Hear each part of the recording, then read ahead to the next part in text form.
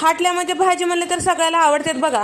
पनीर बुर्जी बी तसलंच आहे बघा. करायला सोपं आहे पण हाटल्यातलंच म्हणतात बघा. हाटल्यापेक्षा भारी घरी करता येते बघा. मी काय केले, कढईमध्ये थोडं तेल टाकून घेतले, जिरे मोहरी टाकून घेतले, घरात जेवढे खडे मसाले आहेत तेवढे टाकून घेतले बघा.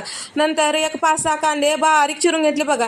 ते परतून घेतले बघा एक 4-5 मिनिटासाठी. भाजीला छान दाटसरपणे येण्यासाठी 2 चमचे इथं बेसन पीठ टाकून घेतले, छान परतून घेतले बघा. नंतर टमाट्याची प्युरी टाकून घेतली बघा. लईच बारीक करायचं नाही, थोडं ओबडधोबड ठेवायचं बघा. 4 टमाटे टाकून मिक्सरमधून थोडं जाडसर काढून घेतले बघा.